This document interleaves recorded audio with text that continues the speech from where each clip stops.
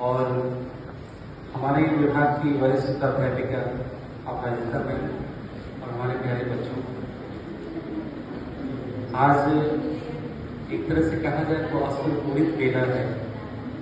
विदाई अपने आप में भारतीय परंपरा में अगर देखा जाए तो एक तरह से दुख के लिए भी और सुख के लिए भी जानी जाती है।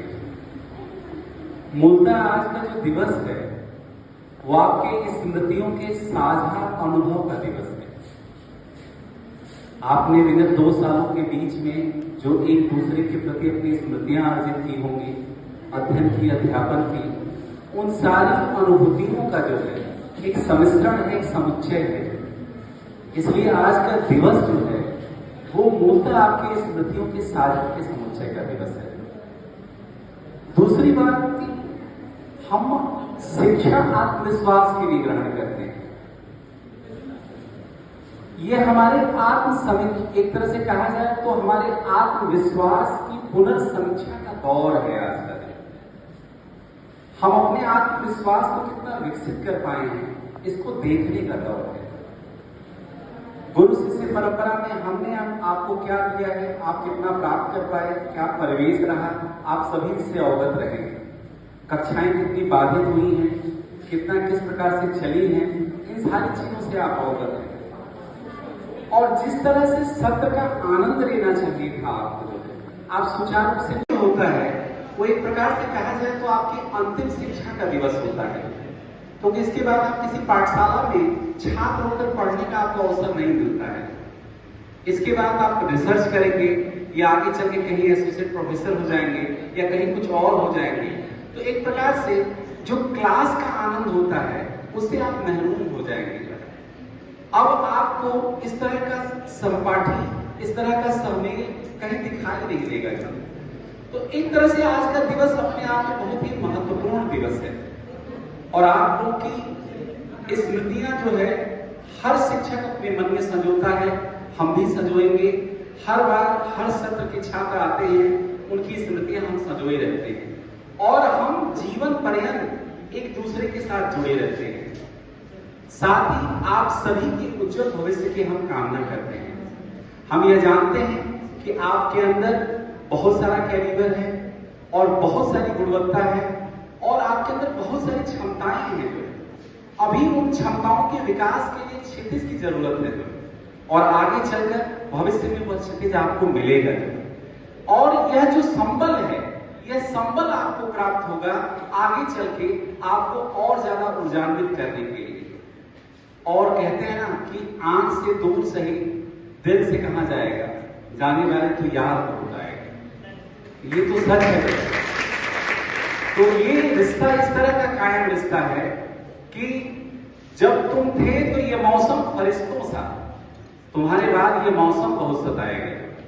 तो सच तो ये है कि ये मौसम हमेशा याद आता रहेगा आप लोगों का। और छात्र जीवन का ये जो आनंद रहा है, मैं चाहूंगा कि प्रत्येक छात्र अपने जीवन के अनुभव को साझा करे और वह बताए कि उसका अपना अनुभव यहाँ क्या रहा, किस तरह का रहा। इसके साथ साथ मैं मन संचालक महोदय को बहुत बहुत धन्यवाद देता हूँ। कृपया हो चुकी है, ये विदाई की बेला है और एक अंतिम कक्षा लेने का मन कर गया है। 2-4 मिनट का, ज्यादा कुछ खास नहीं। हम लोग के बीच प्रीतम जी के साथ चले गए जो है, उन्होंने डिप्रेशन की बात बताई। कृपया प्रीतम जी को बुलाएं जो है, प्रीतम जी ने डिप्रेशन की बात उठाई थी और ये बहुत ही आज के परिवेश की सबसे महत्वपूर्ण बात है। और मेरी इच्छा हुई कि मैं इस पर 2 शब्द आपसे बात करूंगा। देखिए, सबसे बड़ी बात तो ये कि जैसा कि अपराजिता मैंने कहा जो है कि अपने अंदर की जो इनोसेंसी है, जो मासूमियत है, उसे संभाल के रखिए। वो कहते हैं ना कि इन नन्हे मुन्ने बच्चों को चांद सितारे छू लेने दो, 2-4 किताबें पढ़ के हम जैसे हो जाएंगे। तो अपनी मासूमियत कभी समाप्त मत करिए। हमेशा अपने को इनोसेंट रखिए, हमेशा मासूम रखिए, बच्चों की तरह रखिए। और सबसे महत्वपूर्ण बात जो उभर के आती है, डिप्रेशन कुछ नहीं है। डिप्रेशन बेसिक जो है एक प्रकार से साइकोलॉजी की दुनिया का एक ऐसा शब्द है जो पूरी दुनिया में आज तारी हो रहा है, जिसको समझने का हर व्यक्ति अपने अपने ढंग से प्रयास कर रहा है। डिप्रेशन मूलतः डी क्लासिफिकेशन है। Depression D classification. D classification का मतलब आप समझते हैं, हम एक क्लास में जीवन जीते हैं। भाई कोई अमीर है, कोई गरीब है, कोई किसी क्लास का है, तो वो अपना जीवन किसमें जीता है? एक क्लास में जीता है। और कभी कभी परिस्थितियां हमको हमारे क्लास से नीचे गिरा देती हैं, उसी को डी क्लासिफिकेशन कहा जाता है। जैसे मान लीजिए कि मैं असिस्टेंट प्रोफेसर हूं और मुझे काम क्लर्क का करने के लिए कह दिया जाए, तो मैं क्या हो जाऊंगा? डी क्लासिफाइड हो जाऊंगा। और डी क्लासिफाइड होकर क्या करूंगा? डिप्रेस हो जाऊंगा। यही डिप्रेशन है। डिप्रेशन हमारे परिवेश का दबाव है। हम जिस परिवेश में रहते हैं उस परिवेश का दबाव है, उसके अंदर कुछ भी नहीं है। इसको रिलीज करने का सुंदर तरीका क्या है? देखिए, आइडियल बातें सब करते हैं, आदर्श की बातें सब करते हैं, लक्ष्य पाना है, ये करना है, वो करना है, लेकिन जब जीवन सामने होता है तो कुछ भी समझ में नहीं आता है। क्योंकि वास्तविक जीवन से जब आपका पाला पड़ता है तो सारे आदर्श पिघल के गिर जाते हैं और उन आदर्शों का कोई मूल्य नहीं रह जाता है। उन आदर्श का कोई भी मूल्य नहीं रह जाता है। तो मैं आदर्श की बातें आपसे नहीं करना चाहूंगा, मैं बातें करना चाहूंगा यथार्थ की, व्यवहारिकता की, आपके रोजमर्रे के जीवन की। जो देखिए, मूलतः क्या है कि हर व्यक्ति क्या है? एक कैरेक्टर है। हम आप क्या है? एक कैरेक्टर है। हम आपके सामने बतौर टीचर है तो टीचर के रूप में एक कैरेक्टर है। घर पे जाएंगे, पत्नी होगी तो पति के रूप में एक कैरेक्टर होंगे। बच्चा होगा, उसके सामने पिता के रूप में एक कैरेक्टर होंगे। उसके बाद कोई मित्र मिलेगा, उसके सामने मित्र के रूप में कैरेक्टर होंगे। हर जगह हम कैरेक्टर होते हैं, हम चरित्र होते हैं। और मूलतः की स्टेज है जो यहाँ कोई लक्ष्य पाना होना नहीं है, कुछ नते नहीं, कुछ नहीं पाना, अपना अभिनय सही करना है, बस एक्टिंग सही करिए, बस आप सब पा जाएंगे। आप छात्र थे, आपने एक्टिंग सही नहीं की, छात्रों ने की, इसलिए आपको प्रॉब्लम है। आप टीचर हैं, टीचर होने की सही एक्टिंग नहीं कर रहे हैं, आप फिर गलत हैं।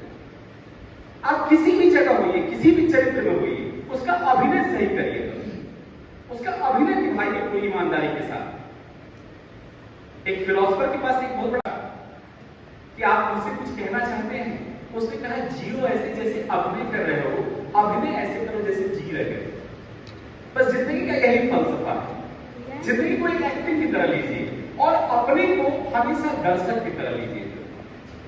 जब इस तरह से देखने का नजरिया जिस दिन डेवलप हो जाएगा आपके अंदर, ना आपके अंदर कोई डिप्रेशन होगा, ना आपके अंदर कोई फ्रस्ट्रेशन होगा, ना आपके अंदर कोई प्रॉब्लम होगा, आपको कुछ भी सीखने मिलेगा। ये एक अंतिम कक्षा थी, इसलिए मैं सोचा कि 2 क्षण आपसे मैं बातें कर लूं।